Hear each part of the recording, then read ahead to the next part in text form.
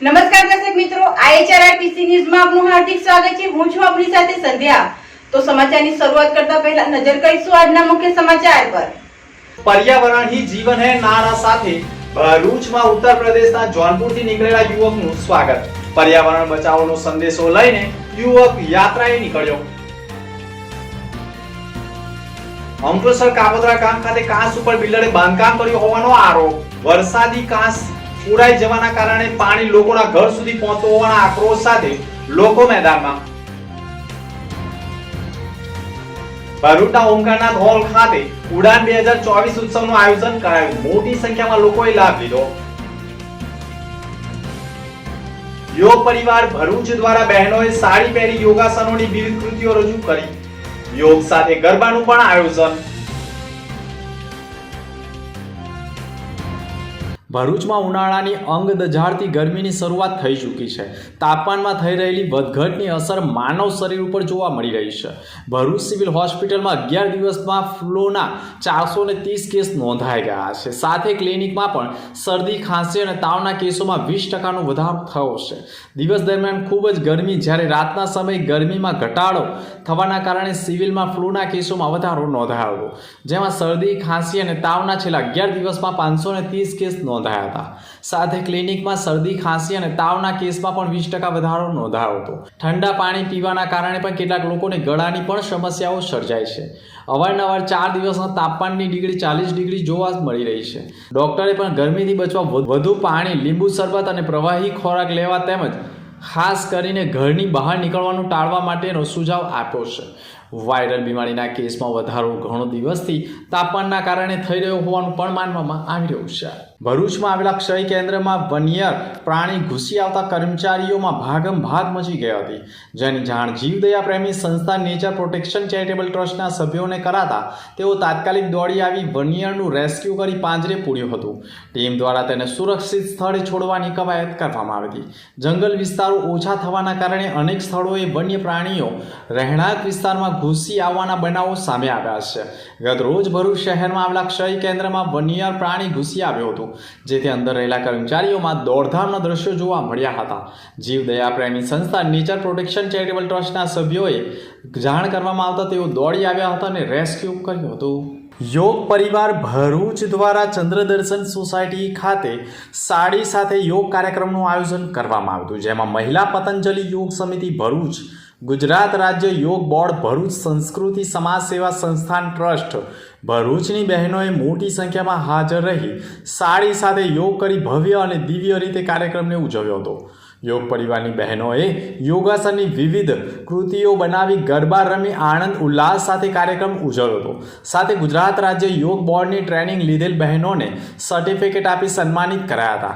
આ પ્રસંગે અતિથિ તરીકે મહિલા પતંજલિ યોગ સમિતિના રાજ્ય પ્રભારી તનુજાબેન આર્યા, પતંજલિ મીડિયા પ્રભારી સાઉથ ગુજરાત અને ગુજરાત રાજ્ય યોગ બોર્ડના સિનિયર યોગ કોચ પ્રકાશચંદ્ર પટેલ, મહિલા પતંજલિ યોગ સમિતિ ભરૂચના જિલ્લા પ્રભારી હેમાબેન પટેલ, ચંદ્રદર્શન સોસાયટીના પ્રમુખ અશ્વિન વાઘેલા, સંસ્કૃતિ ટ્રસ્ટના પ્રમુખ ભાવનાબેન સાવલિયા સહિતના ઉપસ્થિત રહ્યા હતા।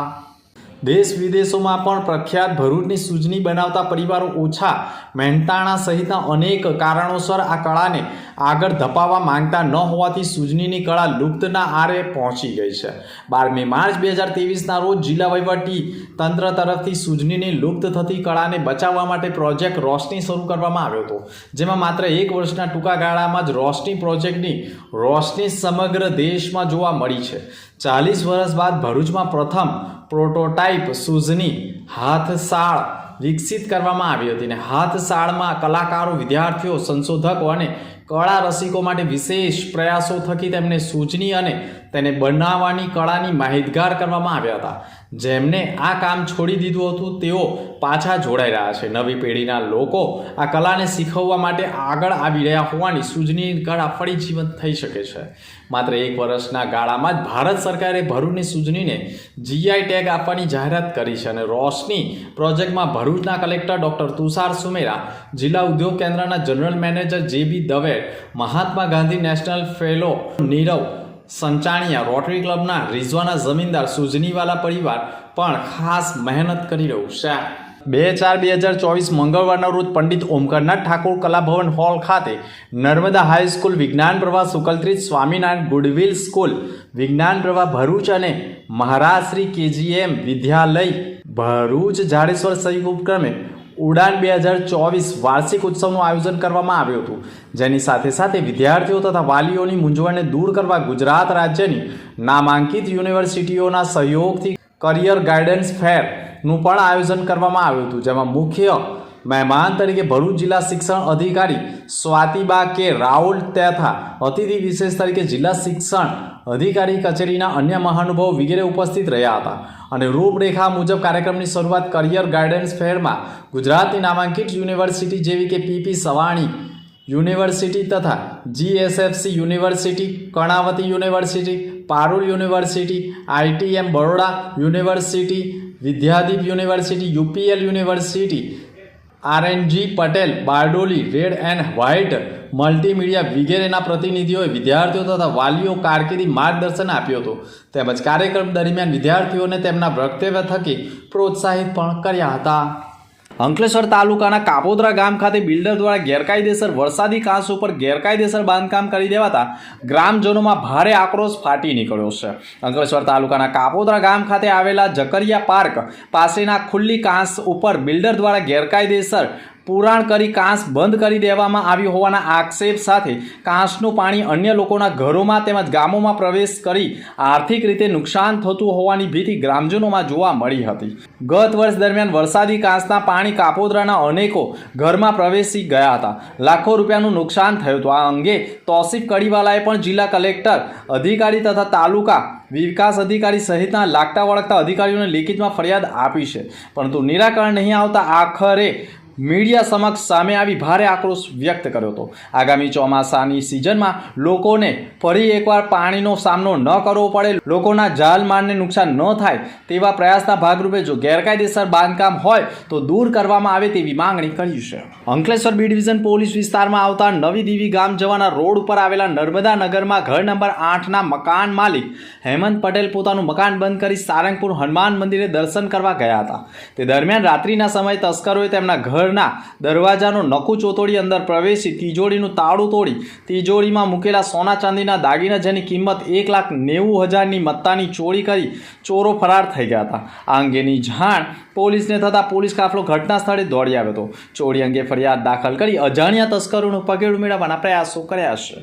ભરૂચ તાલુકાના તવડા ગામે નર્મદા નદીના કિનારે આવેલા કબીર આશ્રમ મંગલ મઢ ખાતે દર વર્ષની જેમ આ વર્ષે પણ મંગલ મઢના સ્થાપક અને તવડા ગામને મંગલ કરનાર મહંત શ્રી 108 મંગલદાસજી સાહેબની 32મી પુણ્યતિથિની ઉજવણી કરવામાં આવી હતી, જેમાં વિવિધ કાર્યક્રમોનું આયોજન કરવામાં આવ્યું, જેમાં સવારે મંગલ મઠ ખાતે આરતી સેવા, પૂજા અને કબીર સંપ્રદાયના જિલ્લાભરમાંથી અનેક આશ્રમના મહંત ઉપસ્થિત રહ્યા હતા.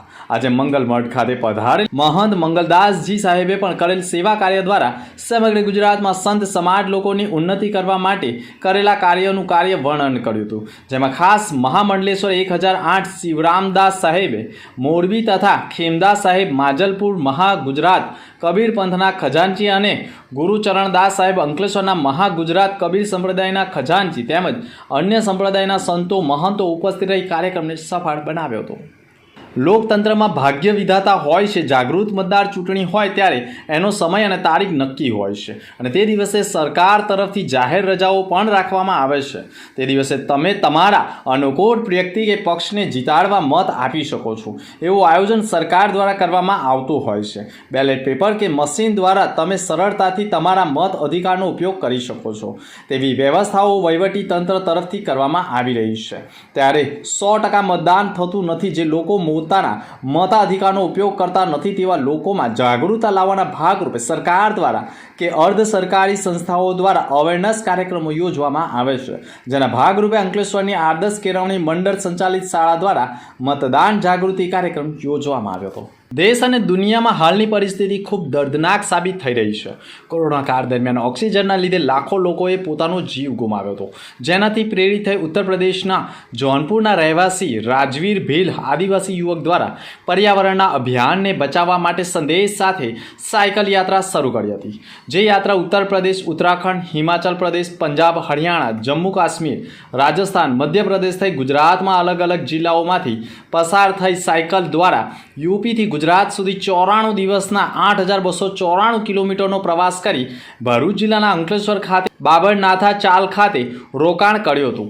વિનય વસાવા, હરીશ પરમાર જેમણે જણાવ્યું હતું કે અંકલેશ્વર ખાતે ખૂબ મોટી સંખ્યામાં ઔદ્યોગિક વસાહત આવેલી છે, પરંતુ ઉદ્યોગકારોએ પણ વૃક્ષો વાવવા જોઈએ જેનાથી પર્યાવરણનો બચાવ થઈ શકે. આપણે દરેક માનવીએ પોતાના જીવન દરમિયાન વૃક્ષ વાવી તેનાથી આવનારી પેઢી માટે એમને જીવ બચાવી શકીએ. પ્રાણી અને જંગલ જો નષ્ટ થઈ જશે તો માનવીય જાતિ આ પૃથ્વી ઉપર સમાપ્ત થઈ જશે તેવી પરિસ્થિતિનું નિર્માણ થશે. જેઓ હવે મહારાષ્ટ્રના મુંબઈ ખાતેથી દક્ષિણ ભારતના પ્રવાસે પર્યાવરણ બચાવો અભિયાન સાયકલ યાત્રા લઈને નીકળ્યા હતા. અંતમાં ફરી એક નજર આજના મુખ્ય સમાચાર પર.